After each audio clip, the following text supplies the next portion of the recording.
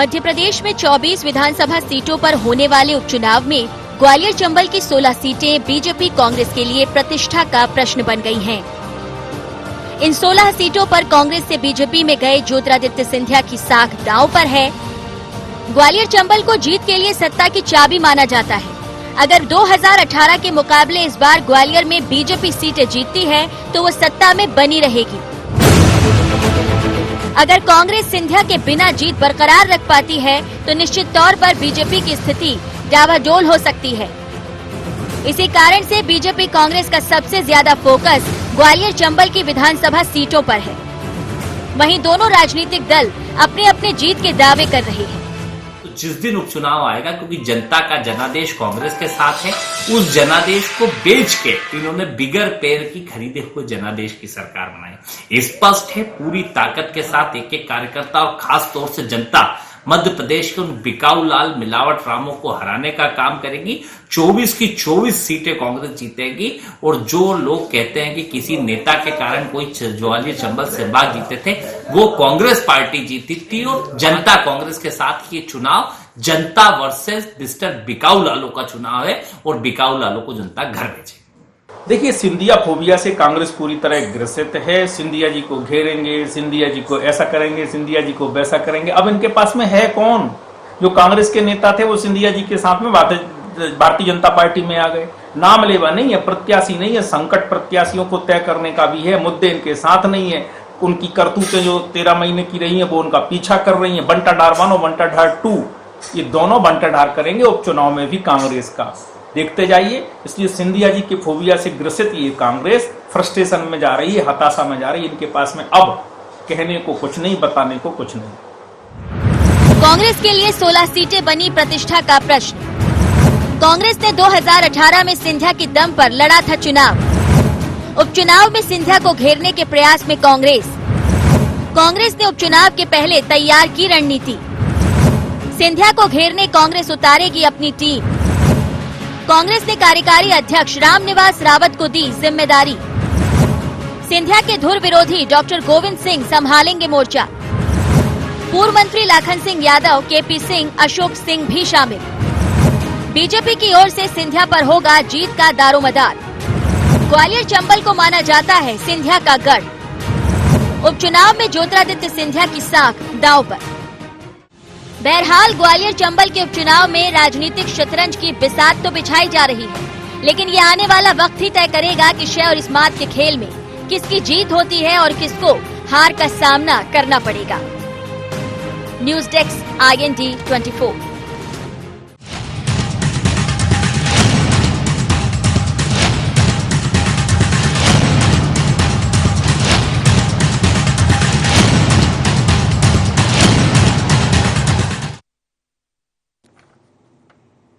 नमस्कार, sharp eight 7 में आप सबका स्वागत है। मैं हूं आपके साथ मुक्ता पाठक।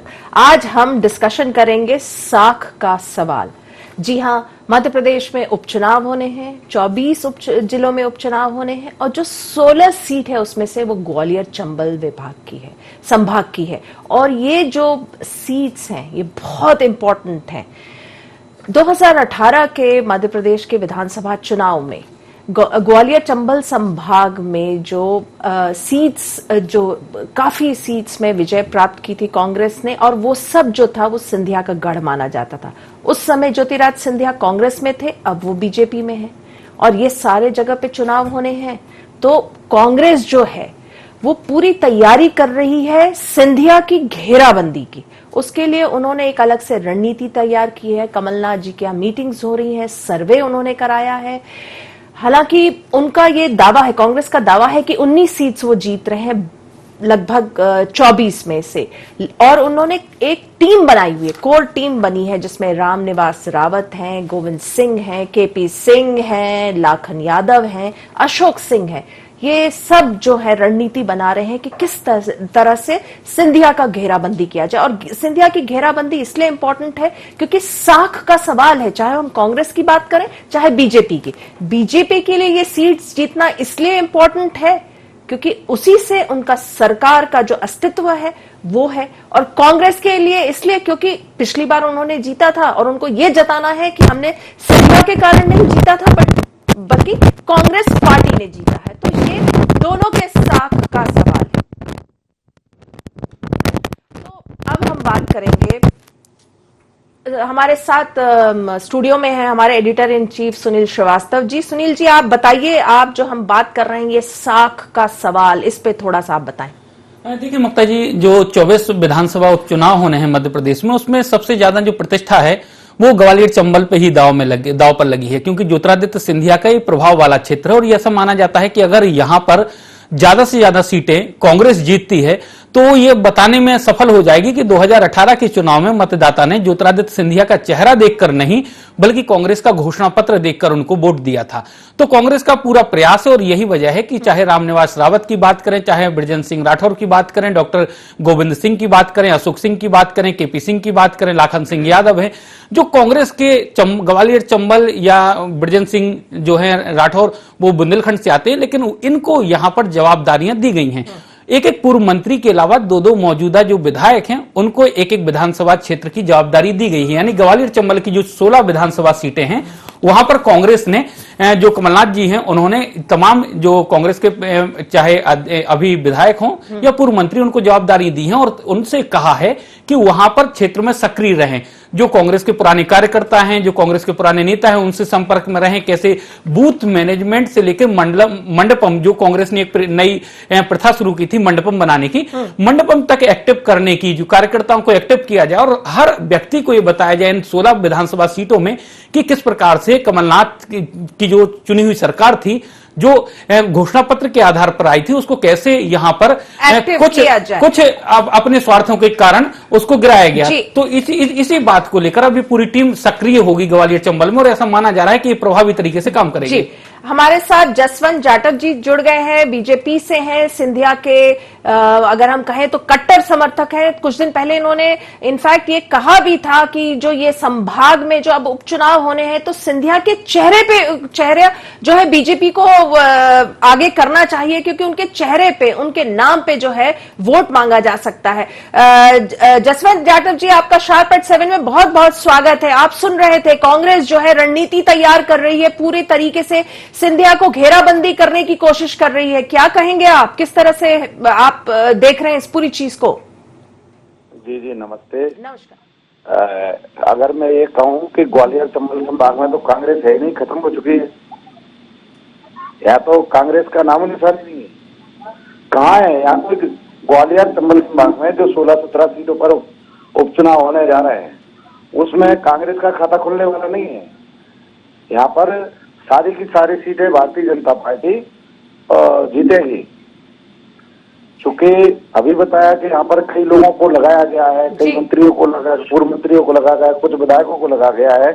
आपको पता है भारतीय जनता पार्टी का बहुत सशक्त और मजबूत नेतृत्व है माननीय मोदी जी के नेतृत्व में, और हमारे प्रदेश के यशस्वी मुख्यमंत्री माननीय शिवराज सिंह के नेतृत्व में, और हमारे ग्वालियर चंबल संभाग के सर्वाधिक लोकप्रिय नेता श्रीमंत सिंधिया जी के नेतृत्व में ये चुनाव होने जा रहा है। और इस चुनाव को भारतीय जनता पार्टी का एक एक कार्यकर्ता पूरी ताकत से, पूरी शिद्दत से लड़ने जा रहा है।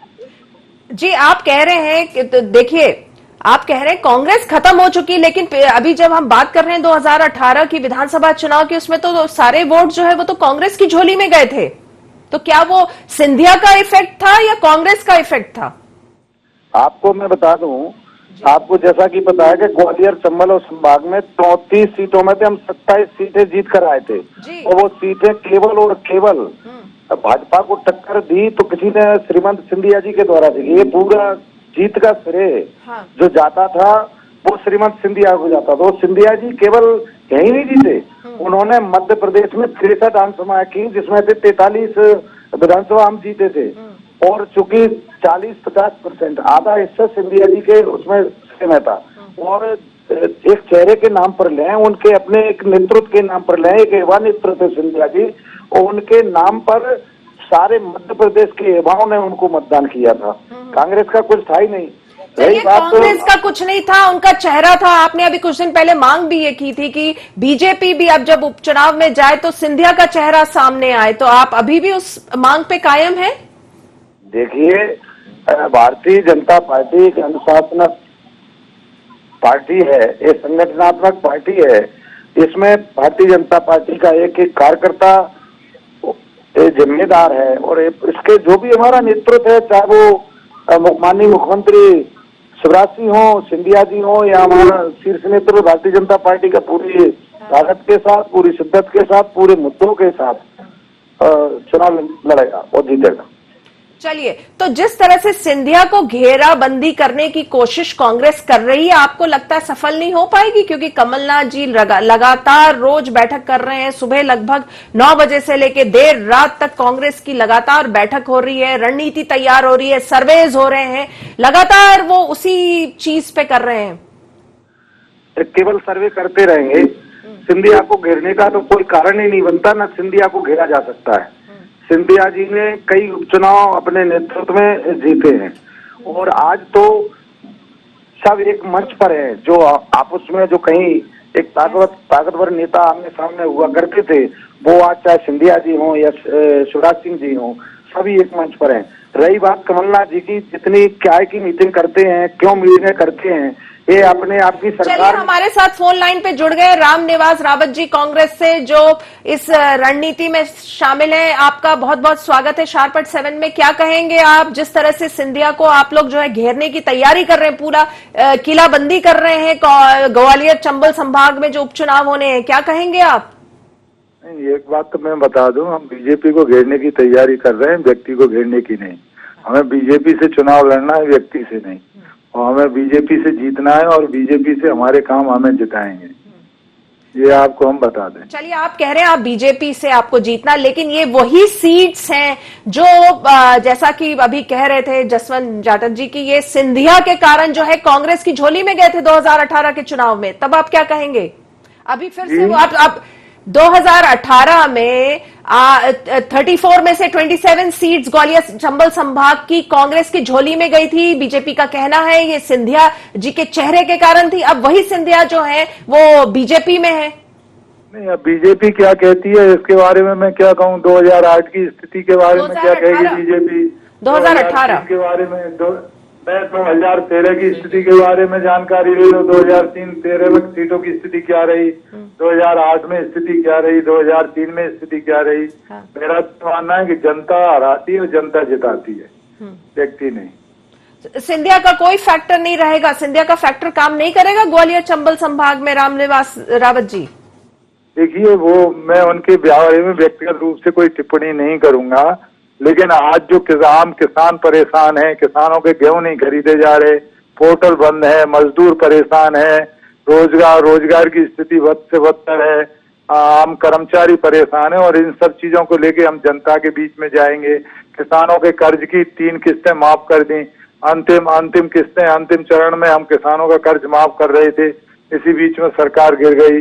तो ये सारी चीजों को लेके जाएंगे और हम चुनाव जीतेंगे, इसमें हमें पूरा भरोसा है। मुद्दों को लेकर आप जाएंगे, ऐसा कहना आप। रामनिवास रावत जी, जसवंत जाटव जी, आप फोन लाइन पे बने रहिए। मैं स्टूडियो में हमारे साथ हैं editor in chief Sunil Srivastava ji, उनसे पूछूंगी। देखिए, आप क्या कहेंगे? जसवंत जाटव जी का कहना है सिंधिया जी का चेहरा था जिसके कारण जो है पूरे वोट्स, पूरा सीट्स जो है कांग्रेस की झोली में गए। अब वो बीजेपी है, बीजेपी जीतेगी। कांग्रेस कह रही है हमें चेहरे से कोई फर्क नहीं पड़ता, हमारे सामने तो मुद्दे हैं। देखिए मुक्ता जी, अगर चेहरे की बात करें तो जिस प्रकार से, क्योंकि रामनिवास रावत जी ने कहा 2003 में ग्वालियर चंबल की क्या स्थिति थी, 2008 में क्या थी, 13 में क्या रही और फिर 18 की बात, तो मुद्दों पर चुनाव लड़े जाते हैं, चेहरा सेकेंडरी होता है। यहां मुद्दे प्रभावी थे और घोषणा पत्र कांग्रेस का प्रभावी था, जिस प्रकार से लगा। क्योंकि अगर घोषणा पत्र प्रभावी नहीं होता, सिंधिया के चेहरे पे विधानसभा सीटें जीती जाती, तो सिंधिया जी शायद अपना संभवतः लोकसभा चुनाव भी जीत जाते, अगर इतना फैक्टर था वहां पे। और क्योंकि हारे भी ऐसे व्यक्ति से हैं जो उनको फॉलो करता था। हाँ। तो ये महत्वपूर्ण है कि वहां व्यक्ति महत्वपूर्ण नहीं था। अगर सिंधिया जी महत्वपूर्ण होते, केपी सिंह यादव वहां महत्वपूर्ण नहीं होते, तो सिंधिया जी जीतती, लेकिन ऐसा नहीं हुआ। मुद्दे फैक्टर करते हैं, गवर्नमेंट फैक्टर करती है, किसको जनता चुनना चाहती है। कितना महत्वपूर्ण है, इस पर हम जवाब लेंगे ब्रेक के बाद। वक्त हो चला एक बहुत छोटे से ब्रेक का, आप सब बने रहिएगा, हम जल्द हाजिर होंगे।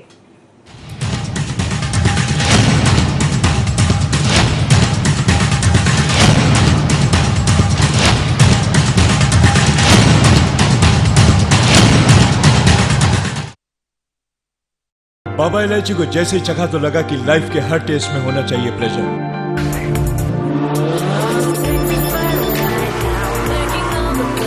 Baba Ilaichi. What's your pleasure?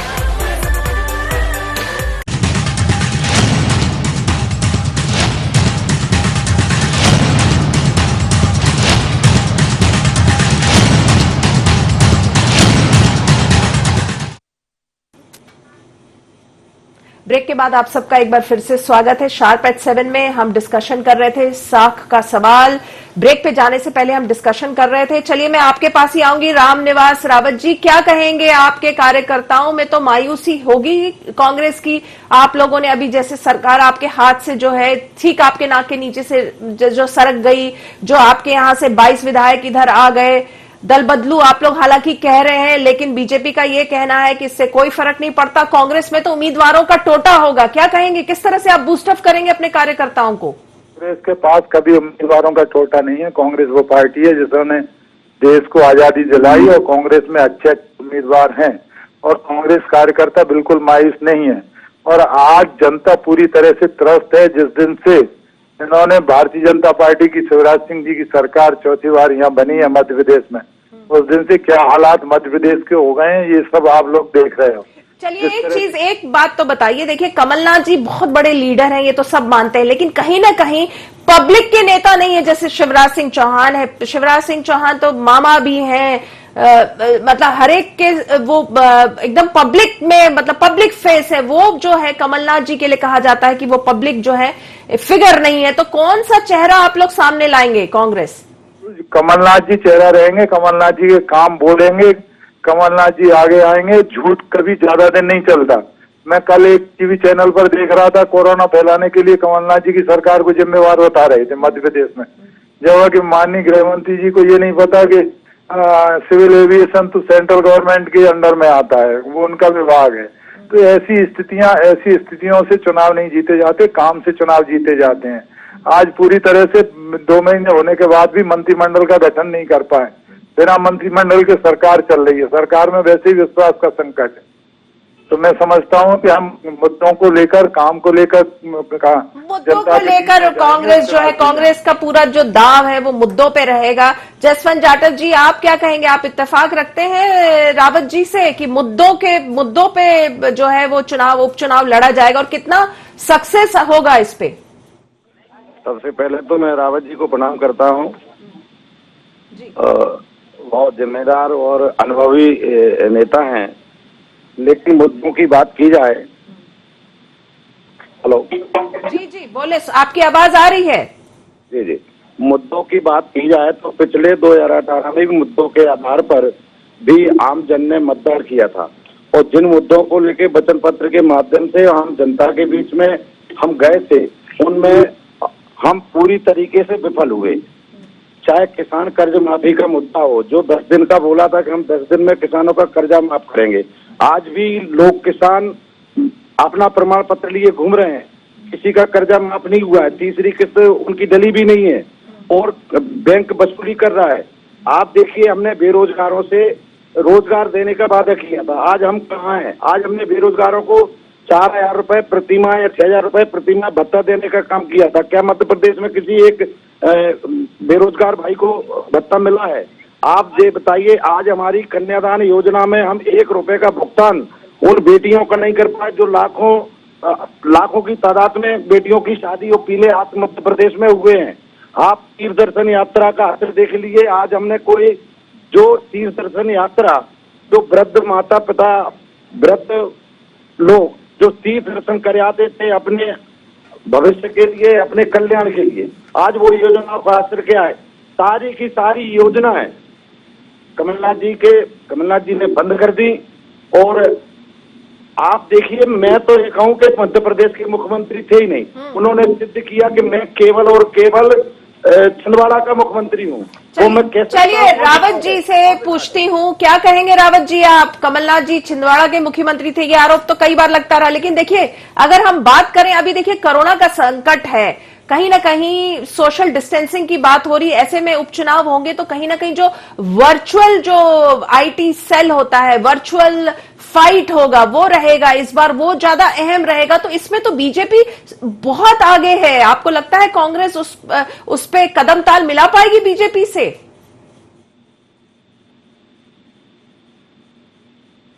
Ramniwas Rawat ji, चलिए अब कोई टेक्निकल प्रॉब्लम है, मैं सुनील श्रीवास्तव जी एडिटर इन चीफ से पूछती हूं, क्या लगता है? देखिए बीजेपी बहुत आगे है, अगर हम बात करें तो आईटी जितना उनके पास जितना वो स्ट्रांग है, उतनी स्ट्रांग बीजेपी, उतनी स्ट्रांग कांग्रेस नहीं है। कैसे वो कोप अप करेगी? देखिए मुक्ता जी, क्योंकि जो मुद्दे हैं वो प्रभावी रहेंगे। बीजेपी का आईटी सेल 2018 के चुनाव में भी इतना प्रभावी था, लेकिन उतना कमाल नहीं कर पाया और कांग्रेस की सरकार बनी। लेकिन जिस प्रकार से जसवंत जी कह रहे हैं या बीजेपी के दूसरे नेता कह रहे हैं, इतना आसान ये चुनाव नहीं है। क्योंकि अगर हम बात करें, जो सिंधिया समर्थकों के खिलाफ 2018 में भाजपा के नेता चुनाव लड़े थे, अब सिंधिया समर्थकों को वहां से टिकट दिया जा रहा है, तो वो क्या शांति से बैठे रहेंगे या फिर वो उनका झंडा उठाकर चुनाव प्रचार करने निकलेंगे? दूसरी, जिस प्रकार से हमने देखा कि अनूप मिश्रा हो, चाहे रुस्तम सिंह हो, जयभान सिंह पवैया हो या ग्वालियर चंबल के दूसरे नेता हो भाजपा के, वो लगातार प्रदेश कार्यालय आ रहे हैं, मुख्यमंत्री से मिल रहे हैं, अध्यक्ष से मिल रहे हैं। तो कहीं ना कहीं बीजेपी को मुश्किल कांग्रेस से नहीं है, बीजेपी को मुश्किल उनके घर से ही मिलेगी, चुनौती उनके घर से ही मिलेगी। और कहीं ना कहीं भीतरघात, जिस प्रकार से कई 2018 के चुनाव में, चाहे हम ललिता यादव की बात करें या दूसरे लोगों की बात करें, उन्होंने साफ तौर पर आरोप लगाया था कि पार्टी में भीतरघात किया गया, इसके कारण वो चुनाव हारे, क्योंकि ललिता यादव की छतरपुर से टीकमगढ़, छतरपुर से बड़ा मलहेरा सीट शिफ्ट की गई थी। तो ये बड़े मुद्दे रहे हैं और इस बार बीजेपी को सोचकर चलना चाहिए, इसलिए फूंक फूंक कर कदम रखा जा रहा है। मंत्रिमंडल विस्तार भी इसलिए आगे बढ़ रहा है क्योंकि बीजेपी भी नहीं चाहती कि बीजेपी खुद के घर से उसको चुनौती मिले। तो जसवंत जाटव जी जिस प्रकार से जितनी आसानी से कह रहे कि कैंडिडेट कांग्रेस के पास नहीं है, भाजपा बहुत आसानी से चुनाव जीतेगी, इतनी आसान नहीं रहा है मुक्ता जी उनसे। चलिए, क्या कहेंगे आप जसवंत जाटव जी? जो सुनील जी अभी कह रहे हैं कि इतनी राह आप लोगों के लिए आसान नहीं होगी, भीतरघात का बहुत बड़ा संकट है, कई लोगों के बीजेपी पे वरिष्ठ नेताओं के जो पॉलिटिकल कैरियर है उन पे जो है संकट के बादल मंडरा रहे हैं, राजनीतिक भविष्य उनका खतरे में है। ऐसा नहीं है, आज ही मेरा उन लोगों के साथ उठना बैठना हो रहा है, उनसे मिलना जुलना हो रहा है। और चूंकि मैंने पहले ही बताया कि भारतीय जनता पार्टी अनुशासनात्मक पार्टी है, ये संगठनात्मक ढांचे के ऊपर काम करती है। इसका एक कार्यकर्ता अपनी जिंदादिली के लिए जाना जाता है, आदर्शों के लिए जाना जाता है और पार्टी गाइडलाइन पर काम करता है। और मैं आपको बता दूं, मैं पिछले 2 महीने में जितने भी लोगों से मिला हूं और जितने लोग जो भारतीय जनता पार्टी के कार्यकर्ताओं से मेरी मुलाकात और बैठकें हुई है, लगभग सभी से मुझे अभूतपूर्व समर्थन और पूरा सहयोग मिल रहा है। और चलिए, आपका कहना है कि बीजेपी जो है वो बहुत कॉन्फिडेंस से लबरेज है, मुद्दे उनके पक्ष में है, ये जो है जिस तरह से घेराबंदी की तैयारी कर रही है कांग्रेस, उससे बहुत ज्यादा जो है परेशान बीजेपी नजर नहीं आ रही है। तो शार्प एट 7 में हम डिस्कशन कर रहे थे साख का सवाल। रामनिवास रावत जी और जसवंत जाटव जी, आप लोग हमारे साथ डिस्कशन में आप लोगों ने पार्ट लिया, आप लोगों का बहुत बहुत धन्यवाद। तो उपचुनाव जो है उसमें वाकई में साख का सवाल है। कांग्रेस पूरी तरह घेराबंदी की तैयारी कर रही है सिंधिया की, क्योंकि जो पिछली बार जो कांग्रेस की झोली में जो पूरे जो सीट्स आए थे ग्वालियर चंबल संभाग की, वो कहीं ना कहीं सिंधिया के कारण थी। और बीजेपी जो है वो भी जो है अपनी रणनीति बना रही है, क्योंकि उसको भी कहीं ना कहीं भीतर घात जो है उसकी आशंका है। तो ये उपचुनाव जो आने वाले जो उपचुनाव हैं वो बहुत ही, अगर हम कहें तो आने वाले दिनों में बहुत ही इंटरेस्टिंग होने वाले हैं। शार्प एट 7 में आज बस इतना ही। आप बने रहिए IND 24 के साथ। नमस्कार।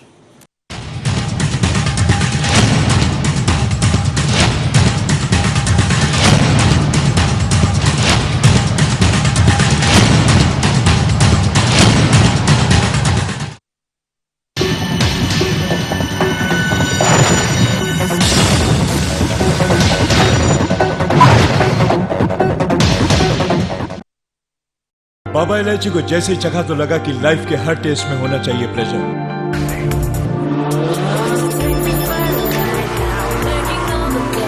बाबा इलायची, व्हाट्स योर प्लेजर?